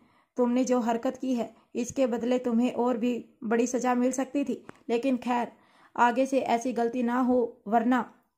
और इससे पहले कि अक्षत एंथोनी को आगे कोई धमकी देता, अक्षत की धमकी से एंथोनी थोड़ा घबरा गया क्योंकि वह जानता था अक्षत बहुत ही ज़्यादा खतरनाक है। इस वक्त उसकी आंखें सचमुच डार्क होने लगी थी, उसके चेहरे का एक्सप्रेशन और ओरा बहुत ही ज़्यादा खतरनाक था कि तभी इससे पहले कि वह अपनी बातें कंप्लीट करता, खुशी, जो कि अक्षत के सामने ही खड़ी थी, कमर पर हाथ रखकर मुंह बनाते हुए बोली, वरना क्या करेंगे आप? जरा बताइए तो, मैं भी तो जानूं कि एंथोनी ने ऐसी कौन सी गलती कर दी जिसके बदले में आप उसे इस तरह से टॉर्चर कर रहे हैं। वाट? क्या कहा तुमने? मैं उसे टॉर्चर कर रहा हूँ? जान, तुम्हारी हिम्मत भी कैसे हुई ऐसा कहने की? मैंने उसे कौन सा टॉर्चर किया है? टॉर्चर का मतलब ही जानती हो तुम? ब्लैक डेविल अगर किसी को टॉर्चर करने पर आ जाए तो वह इंसान इस तरह तुम्हारे सामने बैठा नहीं रहेगा, बल्कि उसकी हालत इस कदर बर्बाद हो जाएगी कि वह अपने लिए मौत की भीख मांगेगा। और तुम कहती हो मैं इसे टॉर्चर कर रहा हूँ? कहते हुए अक्षत घूर कर दांत पीसते हुए खुशी के करीब आता है और तभी खुशी घबराकर अपने कदम पीछे लेते हुए बोली, अरे स्टॉप, बड़े आए ब्लैक डेविल कहीं के। मुंह बनाते हुए अक्षत को चिढ़ाकर, द माफिया किंग। देखिए अक्षु, कान खोलकर सुन लीजिए, यह अपनी माफियागिरी और धौंस किसी और के सामने दिखाना, मेरे सामने नहीं। होंगे आप पूरी दुनिया के माफिया, पर मेरे नहीं, समझे? माना कि एंथोनी ने आपके लिए थोड़ी सी वफादारी कम दिखा दी तो क्या हुआ, मेरी तरफ तो पूरी वफादारी दिखाई ना। इनफैक्ट मैं तो बहुत खुश हूँ कि कोई तो है जो मेरी साइड भी है, इसीलिए मैं तो बहुत खुश हूँ। और इसी खुशी में मैं आज आपसे एक चीज़ मांग रही हूँ। मुझे भी अब अपने लिए वफादार लोगों की टीम चाहिए जो मेरे ऑर्डर को फॉलो करे और मेरे ही ऑर्डर पर काम करे। वह किसी से ना डरे, आपसे भी नहीं। और खुशी की इस अजीबोगरीब डिमांड को सुनकर अक्षत की आंखें फैल गई। उसने एक झटके में खुशी की कमर में हाथ डाल उसे अपने करीब खींचते हुए अपनी कोल्ड नजरों से घूरते हुए कहा, वाट, यह तुम क्या बकवास कर रही हो जान? तुम्हें भी अपने लिए वफादार लोगों की टीम चाहिए? जरा मुझे बताना, किस लिए? क्या तुम भी मेरी तरह माफिया वर्ल्ड में उतरना चाहती हो या मेरे ही खिलाफ कोई टीम बनाना चाहती हो? अगर ऐसा है तो मुझे बताओ, मैं हूं ना हमेशा तुम्हारी टीम में। तुम्हारे एक इशारे पर कुछ भी कर सकता हूँ। मेरे होते हुए तुम्हें किसी और की क्या जरूरत है? तुम एक बार मुस्कुरा दो, देखो सारी दुनिया तुम्हारे कदमों में ना झुका दी तो मेरा नाम बदल देना। कहते हुए अक्षत खुशी को अपनी प्यार भरी नजरों से देख रहा था और उसके होठों पर एक तिरछी मुस्कान थी। वह धीरे से खुशी के होठों को अपने एक अंगूठे से सहलाने लगा कि तभी खुशी उसकी बातों को सुनकर शर्माने लगी थी। उसके चेहरे पर एक प्यारी सी मुस्कान आ गई। वह ब्लश करने लगी और अपनी नज़र झुका ली। अब अक्षत एक बार फिर प्यार से उसके होठों की तरफ झुकने लगा। खुशी भी उसके एक्शन को समझ गई थी। शर्म के मारे उसके होठ कांपने लगे थे कि तभी धीरे से उसकी नज़र सामने बैठे एंथोनी की तरफ गई, जो बेचारा अपना चेहरा झुकाकर ही बैठा था। और उसे देखकर खुशी को याद आया कि वह दोबारा अपने रास्ते से भटक रही है। उसने अचानक ही अक्षत के होठों पर अपनी एक उंगली रख दी और अपनी आंखें चढ़ाते हुए बोली, अक्षु स्टॉप, आप इस तरह मुझे मेरे फैसले से डिस्ट्रैक्ट नहीं कर सकते। मैंने आपसे कह दिया ना कि मुझे भी अपनी एक टीम चाहिए तो चाहिए, ज़्यादा नहीं, बस गिनती के 1 या 2 लोग जिन पर मैं आंख बंद करके भरोसा कर सकूं, जैसे आप करते हैं। आपके आसपास तो राजीव है सिवाय है, क्योंकि आप डेविल किंग हैं, तो मैं भी तो डेविल क्वीन हूँ ना। मेरे भी बहुत सारे इम्पोर्टेंट काम होते हैं जो कि मैं सीक्रेट रखना चाहती हूँ, आप समझ रहे हैं ना? जैसे वह राजा महाराजा के टाइम पर होता था, किंग की अपनी टीम और क्वीन की अपनी टीम। माना कि मैं फिलहाल माफिया वर्ल्ड में नहीं उतर रही क्योंकि मुझे इनमें इंटरेस्ट नहीं है, लेकिन इसके अलावा भी दुनिया में बहुत सारे ऐसे काम हैं जिसे करवाने के लिए मुझे किसी वफादार इंसान की ज़रूरत है। अब हर बार मैं आपके असिस्टेंट को तो परेशान नहीं करूँगी ना। मैं आपके किसी भी इंसान पर भरोसा नहीं करती क्योंकि वह लोग आपकी तरह वफादार हैं। अपने भगवान महादेव और माता पार्वती वाली कहानी सुनी है? माता पार्वती जब नहाने के लिए अपने झरने वाली गुफा में जाती थी तो दरवाजे पर वह नंदी भगवान को खड़ा करके जाती थी कि किसी को भी अंदर ना आने दिया जाए। लेकिन नंदी महाराज तो ठहरे भगवान शिव जी के दास, वह उन्हें भला कैसे रोक सकते हैं? और हमेशा शिव जी जबरदस्ती माता पार्वती को वहां भी परेशान करने के लिए पहुंच जाते थे। इस बात पर एक दिन माता पार्वती जी को बहुत गुस्सा आया क्योंकि वह अपनी सहेलियों के साथ नहा रही थी और इस वक्त शिव जी पहुंच गए और उनकी बहुत बुरी इंसल्ट हो गई। फिर उस दिन उन्होंने डिसाइड किया कि उन्हें भी एक ऐसे इंसान चाहिए जो सिर्फ उनकी बात माने सबसे ऊपर। फिर उन्होंने भगवान गणपति जी को बनाया, लेकिन मैं तो फिलहाल अभी गणपति जी को नहीं बना सकती ना, इसीलिए मुझे भी मेरे सीक्रेट कामों के लिए एक इंसान की ज़रूरत है जो मेरे लिए आपके खिलाफ जासूसी करे, आप समझ रहे हैं ना? कहते हुए खुशी नाखून चबाने लगी और बड़ी ही मासूमियत से अपनी सारी बातें दिल खोलकर कह देती है। लेकिन उसकी अजीबोगरीब बातों को सुनकर अक्षत का चेहरा बिल्कुल डार्क हो गया। उसने गुस्से में दांत पीसते हुए खुशी की कमर पर अपनी पकड़ मजबूत कर गुस्से से घूरते हुए कहा, व्हाट, क्या बकवास कर रही हो तुम? इसका मतलब क्या तुम मुझे पीछा छुड़ाने के लिए अपनी टीम चाहती हो जो मेरी जासूसी करे और तुम्हारे कान भरे? जान तुम्हें तो मैं। कहते हुए अक्षत खुशी पर अपनी पकड़ और भी मजबूत कर देता है और खुशी घबराकर अपना चेहरा पीछे कर लेती है क्योंकि उसे समझ में आ गया था कि अपने राक्षस को एक और मौका दे दिया है अपना खून पीने का। अब खुशी घबरा रही थी कि वह अक्षत से कैसे बचे कि तभी उसे एक ख्याल आया और उसने तुरंत आसमान की तरफ इशारा करके कहा, अक्सू, वह देखिए कौवा। खुशी के कहने का अंदाज ही कुछ ऐसा था कि अक्षत अचानक ही हड़बड़ाकर आसमान की तरफ देखता है, कहीं ऊपर से कोई बम तो नहीं गिर रहा। इस बीच उसकी पकड़ खुशी पर थोड़ी ढीली हो गई और खुशी इसी बात का फायदा उठाकर तुरंत अक्षत से खुद को छुड़ाकर तेजी से वहां से भागते हुए अक्षत को ठेंगा दिखाकर जीभ निकालकर बोली, उल्लू बनाया, बड़ा मजा आया। अक्सू के बच्चे, अब पकड़ कर दिखाओ मुझे, बड़ा शौक है ना अपनी नागिन जैसी डरावनी आंखों से मुझे घूरने का। अब मैं आपके हाथ नहीं आने वाली, नहीं आने वाली, नहीं आने वाली। और खुशी को इस तरह भागते हुए देखकर अक्षत का मुंह बन गया। वह खुशी को घूरते हुए दांत पीसकर बोला, जान, तुम बहुत बदमाश हो गई हो। तुम बस एक बार मेरे हाथ आ जाओ, फिर मैं तुम्हें बताता हूँ। इतना कहकर वह खुशी के पीछे दौड़ गया और अक्षत को अपने पीछे आता हुआ देखकर खुशी तेजी से वहां से भागी। उन दोनों को इस तरह बच्चों की तरह एक्ट करते हुए भागते हुए देखकर एंथोनी के साथ आसपास खड़े सभी सिक्योरिटी गार्ड और होटल के लेडी स्टाफ अपना अपना काम कर रही थी। सबकी आंखें हैरानी से बड़ी हो गई। अब तो कई सारी लड़कियों को खुशी से जलन हो रही थी। सिक्योरिटी गार्डों को देखकर तो ऐसा लग रहा था जैसे उन्होंने दुनिया का 8वां अजूबा देख लिया हो। क्या यह उनका वही डेविल बॉस है जो हर वक्त अपने चेहरे पर ठंडा ओरा लेकर घूमता है, जिसे देखकर ही ऐसा लगता है जैसे मानो मौत का फरिश्ता हो। इस वक्त सबके चेहरे के रिएक्शन कुछ ऐसे थे जैसे मानो उन्होंने सांप सूंघ गया हो। अब खुशी पूरे गार्डन में अक्षत के आगे आगे भाग रही थी और अक्षत उसके पीछे पीछे दौड़ रहा था। जान, देखो, मैं कह रहा हूँ, चुपचाप मेरे पास आ जाओ, क्योंकि अगर मैंने पकड़ लिया तो तुम मुझे दोष मत देना। कहते हुए अक्षत खुशी को वार्निंग दे रहा था, लेकिन उसकी बात को सुनकर खुशी और भी तेजी से हंसते हुए भागकर मुंह बनाते हुए बोली, अच्छा जी, मुझे क्या पागल कुत्ते ने काटा है जो मैं खुद राक्षस की बाहों में आ जाऊं ताकि आप मेरा कचूमर बना दे। आपको जो करना है कीजिए, मैं नहीं आने वाली। हा हा हा हा कहकर खुशी के चेहरे पर एक शरारती मुस्कान थी। वह अक्षत से बचने के लिए इधर उधर भाग रही थी और अक्षत भी उसके पीछे पीछे दौड़ रहा था। हालांकि ऐसा नहीं था कि वह उसे पकड़ नहीं पा रहा था, बल्कि वह जानबूझकर उसके साथ खेल रहा था, क्योंकि इस तरह पकड़ा पकड़ी खेलते हुए खुशी के चेहरे पर जो मुस्कान थी वह मुस्कान अक्षत के दिल लूट रही थी।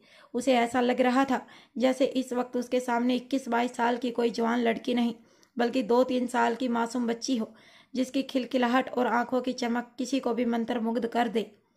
अक्षत जानबूझकर खुशी के पीछे पीछे दौड़ रहा था कि तभी भागते भागते अचानक ही खुशी काफी थक गई। एक जगह खड़े होकर लंबी लंबी सांसें लेने लगी।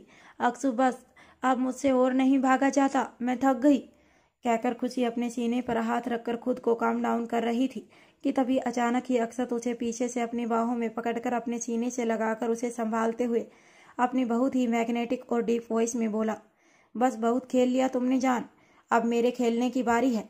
और अक्षत की इस बात को सुनकर खुशी की आंखें हैरानी से फैल गई, क्योंकि वह अक्षत की आंखों में शरारत साफ देख सकती थी, जिसे देखकर वह अपना सलाइवा गटकने लगी। कुछ देर बाद दोनों कार में कश्मीर की खूबसूरत वादियों में घूमने के लिए निकल गए, लेकिन इस वक्त कार का माहौल काफी ज्यादा रोमांटिक था। अक्षत खुशी को एक बार फिर अपनी बाहों में लिए हुए बहुत परेशान कर रहा था। उनकी गाड़ी के पीछे गाड़ियों का काफिला उन्हें फॉलो कर रहा था। गाड़ी का पार्टीशन ऑन था और खुशी मुंह बनाते हुए अक्षत को खुद से दूर करने की कोशिश कर रही थी, लेकिन अक्षत तो अक्षत था। खुशी को अपनी बाहों में पाते ही वह कहाँ ही किसी के कंट्रोल होने वाला है। उसने एक झटके में खुशी के दोनों हाथों को पकड़कर उसकी कमर से लगा दिया और उसकी आंखों में देखते हुए घूर कर दांत पीस कर कहा, खबरदार जान, जो यह करने की कोशिश की, तुम मुझे अपने करीब आने से रोक नहीं सकती, समझी। अक्सू के बच्चे, आप हर वक्त इसी मूड में रहते हैं ना, बदमाश ठरकी कहीं के।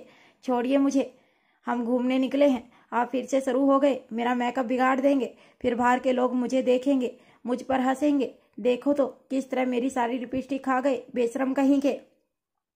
लगता है जैसे कोई खाना खाने के लिए देता ही नहीं आपको। इतना ही लिपस्टिक खाने का मन कर रहा है तो बताइए मुझे, 100-200 किलो लाकर आपके मुंह में ढूस दूंगी, खाते रहना जी भरकर, कहकर खुशी ने मुंह बना लिया। और उसकी बातों को सुनकर अक्षत चेहरे पर तिरछी मुस्कान लिए उसके होठों को अपने होठों में लेकर धीरे से समूच करके छोड़ते हुए बोला, उस लिपस्टिक में वह फ्लेवर नहीं है जान जो तुम्हारे होठों में है। हाँ, अगर 100-200 किलो तुम्हारे होठों के साथ मिले तो मैं जरूर खाऊंगा। और तुम किसकी फिक्र कर रही हो? दुनिया में किसी की हिम्मत नहीं जो मेरे रहते तुम्हें आंख उठाकर देख सके। हंसना तो बहुत दूर की बात है, वह इंसान दोबारा सांस लेने लायक नहीं रहेगा। इसीलिए डोंट वरी, हम घूमने जाएंगे, लेकिन पहले मुझे मेरी फेवरेट फ्लेवर की लिपस्टिक खा लेने दो। इतना कहकर अक्षत एक बार फिर खुशी के होठों पर टूट पड़ा। वह उसके होठों को काफी पैशनेट किस करने लगा था और अपने ठरकी पति की हरकतों से परेशान खुशी का मुंह बन गया। वह अब चाहकर भी अक्षत को खुद से दूर नहीं कर पा रही थी। और वहीं दूसरी तरफ निकिता और रुद्र अपना प्राइवेट टाइम बिताने के लिए किसी अनोन जगह पर गए हुए थे। वह भी कश्मीर की वादियों में घूमने निकले थे। और वहीं दूसरी तरफ शिवाय और गौरी का कमरा। गौरी की तबीयत अब कुछ हद तक ठीक थी। वह शिवाय को देखकर थोड़ा शर्मिंदा और नर्वस हो रही थी, क्योंकि कल की घटना उसे अच्छे से याद थी। उसने किस तरह शिवाय को खुद से दूर किया था, लेकिन सच तो यह था उसने यह सब जानबूझकर नहीं किया था, बल्कि वह घबरा गई थी। शिवाय उसके पैनिक करने का कारण भी पूछता है, लेकिन गौरी कुछ भी नहीं बता पाती। वह काफी हिचकिचा रही थी। अब शिवाय ने फैसला लिया कि उसे गौरी के करीब जाने से पहले उसके साथ उसकी बॉन्डिंग मजबूत करनी होगी। इसीलिए उसने गौरी को अपने साथ बाहर घूमने का ऑफर दिया। गौरी, तुम्हें तो पता है कि इस वक्त हम लोग कश्मीर में हैं। मैंने सुना है यहाँ बहुत ज़्यादा खूबसूरत नज़ारे हैं। अगर तुम चाहो तो हम लोग बाहर घूमने चल सकते हैं। वैसे भी अब तक तुम्हारे कपड़े हमने नहीं लिए हैं, तो इसी बहाने थोड़ी शॉपिंग कर लेंगे। तो बोलो, चलोगी मेरे साथ? शिवाय के सवाल को सुनकर गौरी धीरे से हाँ में सिर हिला देती है। और अभी थोड़ी ही देर में गौरी अपने बदन पर एक खूबसूरत सी साड़ी, जो कि येलो कलर की थी, मांग में सिंदूर, गले में मंगलसूत्र पहनकर रेडी हो चुकी थी। शिवाय जो कि कमरे में उसका इंतजार कर रहा था। गौरी जैसे ही क्लोजेट रूम से बाहर आई, शिवाय तो उसे देखता ही रह गया। वह इस वक्त बहुत ही ज्यादा ब्यूटीफुल और अट्रैक्टिव लग रही थी। येलो साड़ी के साथ उसने रेड कलर की लिपस्टिक, खुले बाल जिसमें अब शिवाय के नाम का सिंदूर था, कानों में छोटे छोटे झुमके, वह सादगी में भी कहर ढा रही थी। शिवाय जिसके दिल में अब गौरी के लिए फीलिंग और इमोशंस आ चुके थे, उसका दिल जोरों से धड़कने लगा था। वह धीरे से गौरी के पास आया और उसे ऊपर से नीचे तक देखते हुए बड़े ही प्यार से बोला, बहुत ब्यूटीफुल लग रही हो, तो चलें? गौरी बिना कुछ बोले अपनी नज़र नीचे किए हुए हाँ में सिर हिला देती है। अब शिवाय उसका हाथ पकड़कर उसे अपने साथ वहां से ले जाने लगा कि तभी शिवाय के हाथों को अपने हाथों में महसूस करते ही गौरी एक सेकंड के लिए घबरा गई।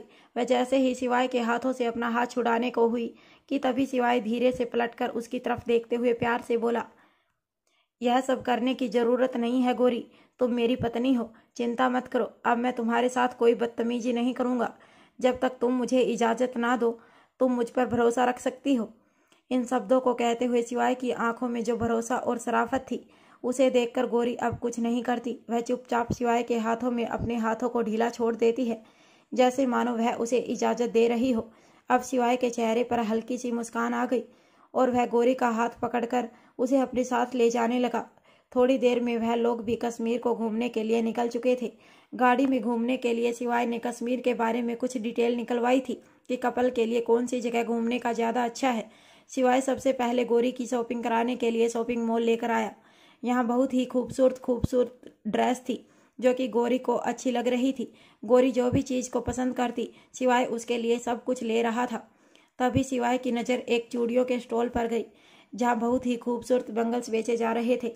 इन्हें देखकर शिवाय गौरी का हाथ पकड़कर उन चूड़ियों की दुकान के पास लेकर आया और अपनी पसंद से एक खूबसूरत लाल रंग की चूड़ियाँ निकालकर उसे गौरी के हाथों में पहनाने लगा, क्योंकि इस वक्त गौरी के हाथों में चूड़ियाँ नहीं थी। शिवाय का इतना प्यार भरा नेचर देखकर गौरी को भी अच्छा लग रहा था। अब शिवाय गौरी के लिए अपनी पसंद की सैंडल लेता है और घुटनों के बल बैठकर उसे अपने हाथों से पहनाने लगा। शिवाय का ऐसा करना गौरी को थोड़ा शर्मिंदगी का एहसास दिला रहा था। उसने तुरंत ही अपना पैर पीछे खींचते हुए कहा, अरे यह आप क्या कर रहे हैं जी? आप ऐसा मत कीजिए। अब आप गौरी के पति जी हैं, तो अब आप गौरी के पैर नहीं छू सकते जी। महादेव गौरी को पाप देंगे जी। कहते हुए गौरी बहुत ही ज्यादा मासूम लग रही थी कि तभी उसकी बातों को सुनकर शिवाय अपनी नज़र उठाकर उसकी तरफ देखने लगा। फाइनली उसके चेहरे पर एक मुस्कान आ गई, क्योंकि गौरी सुबह से लेकर अब तक खामोशी और वह शिवाय की हाँ में हाँ मिलाकर ही जवाब दे रही थी। लेकिन फाइनली उसने अब जाकर कुछ कहा। शिवाय मुस्कुराकर वापस उसका पैर अपने हाथों में लेते हुए उसे उसके घुटने पर रखकर उसमें सैंडल पहनाते हुए बोला, तुमसे किसने कहा कि पति अगर पत्नी के पैरों को छुए तो महादेव पाप देते हैं? क्या तुम्हें नहीं पता? तुम्हारे महादेव खुद अर्धनारेश्वर हैं और उनके अंदर जितना उनका खुद का अस्तित्व है, उतना ही माता पार्वती का अस्तित्व है। तो अपने ही शरीर को छूना कहाँ से गंदा हो गया, कहाँ से पाप का भागीदार हो गया? क्या तुम्हें मालूम है, हमारे शास्त्रों में पत्नी को पति के बराबर का दर्जा मिला है। तो अब तुम मेरी पत्नी हो, इसका मतलब तुम मेरे बराबर की हो। मैं सिर्फ तुम्हारा पैर ही नहीं बल्कि हर वह चीज छू सकता हूँ जिस पर तुम्हारा खुद का हक है, समझी माय स्वीटी। कहते हुए शिवाय ने मुस्कुराकर प्यार से उसकी छोटी सी नाक खींच ली और शिवाय के ऐसा करते ही गौरी ने शर्माकर अपनी नज़र नीचे कर ली। उसका चेहरा ब्लश करने लगा था, उसके गाल लाल होने लगे थे। थोड़ी ही देर में सैंडल की शॉपिंग भी हो चुकी थी। अब गौरी धीरे से अपनी जगह से उठकर खड़ी हुई और जैसे ही अपने कदम आगे बढ़ाने को हुई कि तभी अचानक ही उसके कदम लड़खड़ाए। साड़ी में उसका पैर फंस गया। वह गिरने ही वाली थी कि तभी आह की आवाज़ के साथ उसकी आंखें बंद हो गई। उसके चेहरे पर गिरने की घबराहट साफ नजर आने लगी थी, लेकिन तभी उसने महसूस किया कि वह गिरी नहीं है। उसने अपनी कमर पर किसी के मजबूत हाथ महसूस किए। अब गौरी ने तुरंत ही अपनी आंख खोलकर सामने की तरफ देखा तो शिवाय उसे अपनी बाहों में थामे हुए खड़ा था। शिवाय को अचानक अपने सामने देखकर गौरी बस उसे देखती ही रह गई, क्योंकि इस वक्त उन दोनों के चेहरे एक दूसरे के बहुत करीब थे। गौरी अपनी खूबसूरत आंखों से उसकी नीली आंखों में देख रही थी और कुछ पल के लिए तो वह उसमें खो गई थी। शिवाय सचमुच बहुत ज्यादा हैंडसम था। गौरी, जिसके दिल में अब तक शिवाय को लेकर कोई भी अलग तरह की फीलिंग नहीं थी, क्योंकि शायद वह उसकी औकात से बाहर था, लेकिन अब क्योंकि वह उसका पति था, गौरी बड़े ध्यान से उसे देख रही थी। उसने यह नोटिस किया कि शिवाय सचमुच सिर्फ हैंडसम ही नहीं बल्कि किसी को भी अपनी तरफ अट्रैक्ट कर देने वाली वाइब रखता है। उसकी साथ फेशियल फीचर और अट्रैक्टिव जो लाइन, खूबसूरत नीली आंखें और हैंडसम लुक, वह सचमुच परफेक्ट था। कुछ देर के लिए वह दोनों इसी पोजीशन में थे कि तभी शिवाय गौरी के लिए थोड़ा परेशान होते हुए बोला, संभाल कर स्वीटी, तुम ठीक तो हो ना। शिवाय के अचानक इस सवाल पर गौरी अपने होश में आई और हड़बड़ाकर अपनी नज़र इधर उधर करते हुए धीरे से हाँ में सिर हिलाती है, लेकिन फिर वह यूं ही उसकी बाहों में कंफ्यूज होकर थोड़ा लड़खड़ाती आवाज़ में बोली, सीटी, हम सीटी नहीं है जी, हम तो गौरी। और इससे पहले कि वह अपनी मासूमियत में आगे कोई सवाल पूछती, शिवाय अपने चेहरे पर प्यारी सी मुस्कान लिए धीरे से झुककर उसकी छोटी सी नाक पर किस करते हुए बोला, हाँ तुम गौरी हो, लेकिन तुम इतनी स्वीट हो कि मेरा दिल तुम्हें स्वीटी कहने का कर रहा है, जैसे तुम मुझे हीरो जी कहती हो। इसीलिए आज के बाद मैं तुम्हें स्वीटी ही कहूँगा। आखिर मैं तुम्हारा पति हूँ, तुम्हें एक प्यारा सा नाम देना तो बनता है, समझी माई स्वीटी। इतना कहकर शिवाय उसे एक झटके में अपनी गोद में उठा लेता है। अब तुम चलो, लगता है तुम बहुत थक गई हो, इसीलिए तुम्हारे कदम अब लड़खड़ा रहे हैं, लेकिन डोंट वरी, अब इन्हें संभालने की जिम्मेदारी तुम्हारे पति की है, जो कि वह बहुत अच्छे से निभाएगा। कहते हुए शिवाय अपने कदम आगे बढ़ाने लगा कि तभी गौरी गिरने के डर से उसके गले में अपनी बाहें लपेट लेती है और थोड़ा शर्माते हुए अपनी नज़र पूरे मॉल में घुमाकर आसपास खड़े सभी लोगों की तरफ देखकर धीरे से शिवाय से बोली, हीरो जी, यह आप क्या कर रहे हैं। गौरी अपने पैरों पर चल लेगी जी, आप उसे नीचे उतार दीजिए। देखिए तो आसपास खड़े लोग हमें ही देख रहे हैं, गौरी को बहुत अजीब लग रहा है जी। और गौरी की बात को सुनकर शिवाय बिना किसी रिएक्शन अपने कदम आगे बढ़ाते हुए यूं ही उसे अपनी बाहों में लिए हुए बोला, क्यों, तुम्हें अजीब क्यों लग रहा है। क्या तुम भूल गई हो कि तुम इस वक्त अपने पति की बाहों में हो, तो तुम्हें किसी से भी शर्माने या घबराने की ज़रूरत नहीं है स्वीटी। तुम लोगों की फिक्र छोड़ दो और मेरी फिक्र करो। आपकी फिक्र, आपको क्या हुआ है जी, क्या आपके हाथों में दर्द हो रहा है। गौरी क्या बहुत भारी है जी, अगर ऐसा है तो आप गौरी को नीचे उतार दीजिए। कहते हुए गौरी बड़ी ही मासूमियत से उसके हाथों की तरफ देखने लगी। वह अपने नन्हे नन्हे मुलायम हाथों से शिवाय के मजबूत शोल्डर को छूने लगी थी। गौरी के इतने प्यार से टच करने पर शिवाय को अपने दिल में कुछ हलचल हो रही थी। उसके चेहरे पर मुस्कान आ गई और दिल गुदगुदाने लगा था।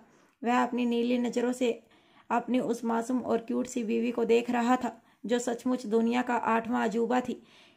कोई इतना क्यूट और इनोसेंट कैसे हो सकता है। उसकी आंखों में अपने लिए फिक्र देखकर शिवाय ने प्यार से मुस्कुराते हुए उसके चेहरे के बिल्कुल करीब जाकर कहा, फिक्र मत करो मेरी प्यारी बीवी, तुम्हारा पति इतना कमजोर नहीं कि अपनी फूल जैसी बीवी को उठाकर थक जाए। मुझे थकान या दर्द नहीं, बल्कि कुछ और हो रहा है और बहुत जोरों से हो रहा है। इतना कहते हुए वह उसकी आंखों में देखने लगा और शिवाय की बात को सुनकर गौरी ना समझी में उसकी तरफ देखने लगी। उसे शिवाय की बातों का मतलब समझ नहीं आया, लेकिन वह एक बार फिर उसकी आंखों में खो गई थी। क्या हो रहा है आपको हीरो जी, बताइए ना। और यह सुनकर शिवाय चलते चलते अपने कदम अचानक ही रोक लेता है।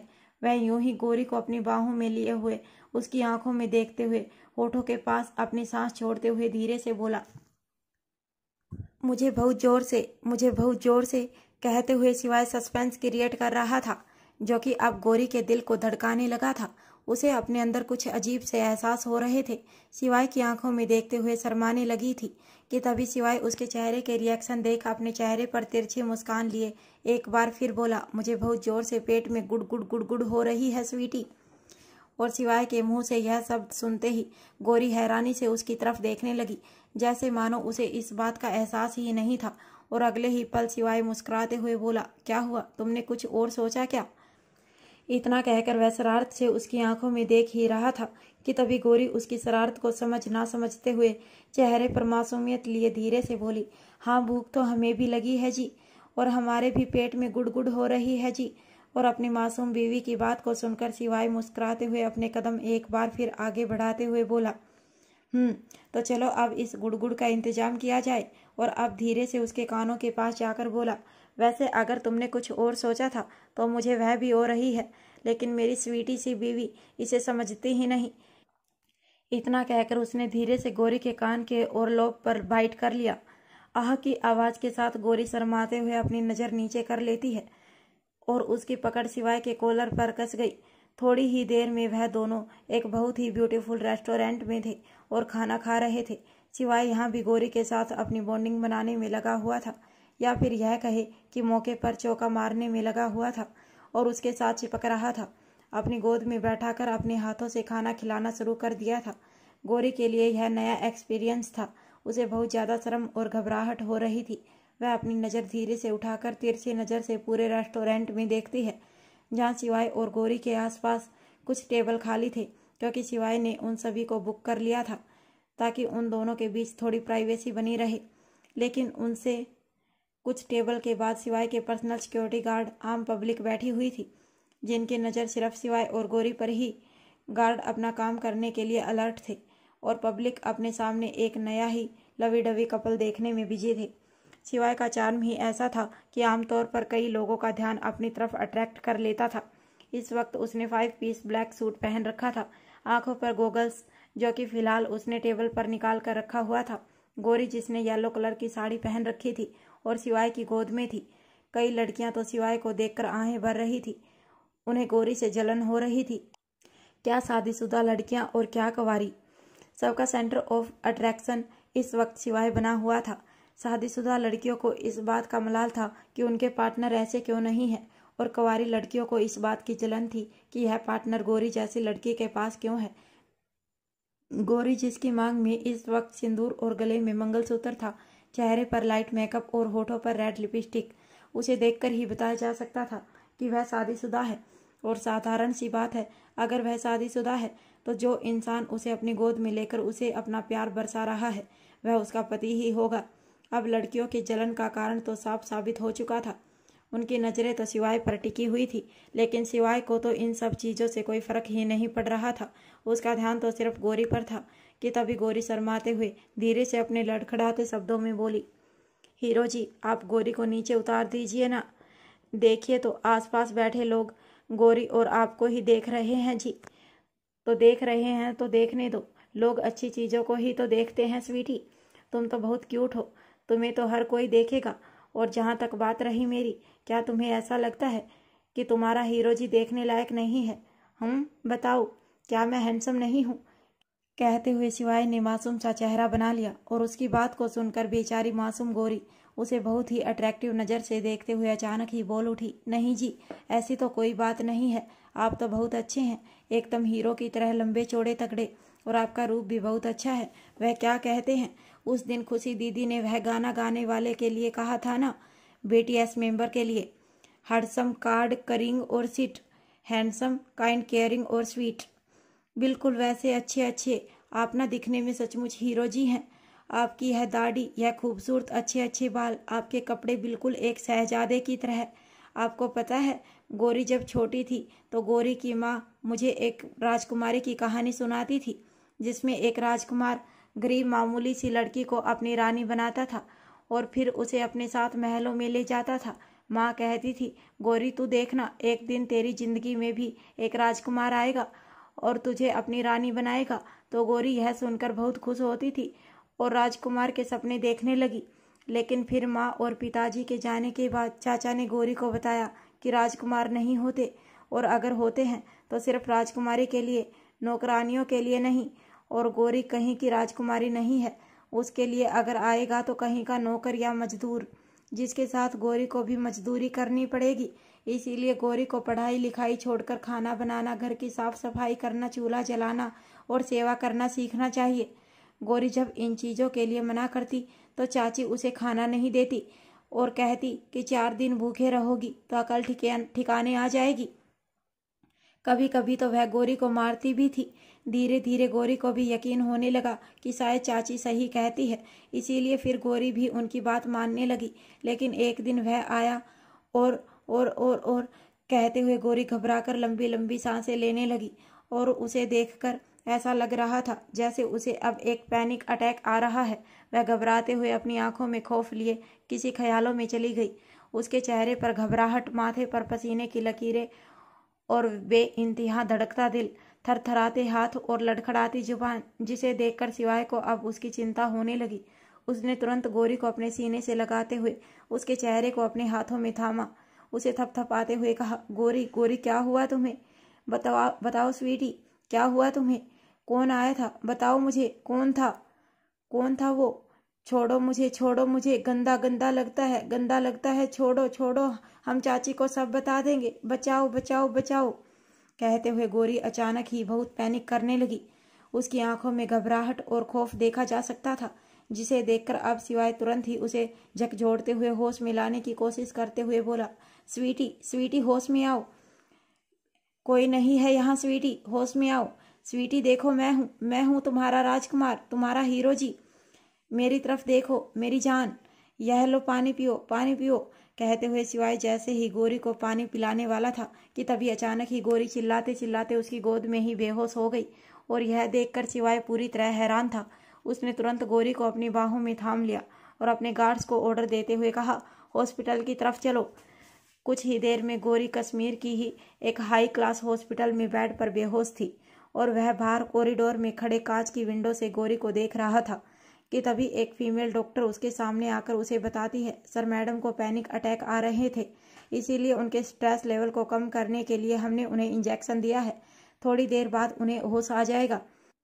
और जैसा कि आपने मुझे बताया, इसके बाद मैं इस नतीजे पर पहुंची हूं कि कोई बात है जो उन्हें बहुत ज़्यादा हर्ट कर रही है। वह काफ़ी परेशान है, उनके दिमाग पर किसी चीज़ का गहरा असर हुआ है, कोई डर है जो उनके दिल में बैठा हुआ है। मुझे लगता है उन्हें एक साइकेट्रिस्ट की ज़रूरत है, शायद वही उसकी हेल्प कर सकते हैं।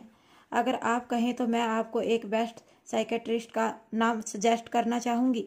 और यह सुनकर सिवाय हाँ में सिर हिलाता है। कुछ ही देर में सिवाय बेहोश गौरी को अपने साथ उसी साइकेट्रिस्ट के हॉस्पिटल में लेकर आया, जहाँ पेशेंट की सभी रिपोर्ट और फीमेल डॉक्टर के बताए हुए डिस्क्रिप्शन के मुताबिक डॉक्टर ने सिवाय से गौरी के बारे में कुछ इन्फॉर्मेशन मांगी, जैसे उसके बचपन के बारे में, वह कहाँ रहती थी, किस एनवायरनमेंट में पली बड़ी थी, उसके माँ बाप, भाई बहन और बहुत सी बातें। और डॉक्टर के पूछने पर सिवाय के पास कुछ खास आंसर नहीं थे, क्योंकि सच तो यह था उसे गौरी के बारे में बहुत ज़्यादा पता नहीं था। सिवाय के ठीक से कुछ ना बताने पर डॉक्टर एक ठंडी सांस लेते हुए बोला, देखिए मिस्टर ओबरॉय, आपकी वाइफ को कुछ पैनिक अटैक आ रहे हैं और आपने जैसा कि मुझे बताया तो मुझे लगता है कि उनका यह पैनिक अटैक उनके बचपन के कारण है, या फिर टीनेज में उनके साथ कुछ ऐसा हुआ है जिसमें उनके दिमाग पर गहरा असर छोड़ दिया। पूरी बात जानने के लिए हमें उनका साइकाट्रिक ट्रीटमेंट करना होगा और यह तब होगा जब वह होश में आ जाएंगी। इसके कुछ सेशन होंगे और थैंक यू सो मच, लेकिन अब मेरी वाइफ का इलाज मुझे कैसे करना है मुझे अच्छे से पता है। इतना कहकर सिवाय बिना किसी रिएक्शन चुपचाप अपनी जगह से उठकर खड़ा हुआ और अपना मोबाइल फ़ोन निकालकर किसी को कुछ ऑर्डर देता है। इस वक्त उसके चेहरे के एक्सप्रेशन बहुत ही ज़्यादा डार्क थे। उसकी नीली आंखें जो कि सुर्ख लाल हो चुकी थी, अब वह गौरी के वार्ड में आकर उसे अपनी बाहों में उठा लेता है और कुछ ही देर में वह लोग एरोप्लेन से मुंबई के लिए निकल गए थे। रास्ते में सिवाय गौरी के मासूम चेहरे को अपनी नीली आंखों से देखते हुए बोला, जो भी तुम्हारे इस हालात का जिम्मेदार है स्वीटी, मैं तुमसे वादा करता हूँ उसे इतनी बुरी मौत दूंगा कि फरिश्ते भी कांप उठेंगे। तुम्हारी माँ ने बिल्कुल ठीक कहा था, तुम्हारे लिए भी तुम्हारा राजकुमार आ चुका था और अब वह तुम्हारी हर तकलीफ को बदल देगा। यह मेरा तुमसे वादा है मेरी रानी। इतना कहकर शिवाय ने धीरे से उसके माथे पर किस किया और अब थोड़ी ही देर में उनका प्लेन मुंबई लैंड हो चुका था।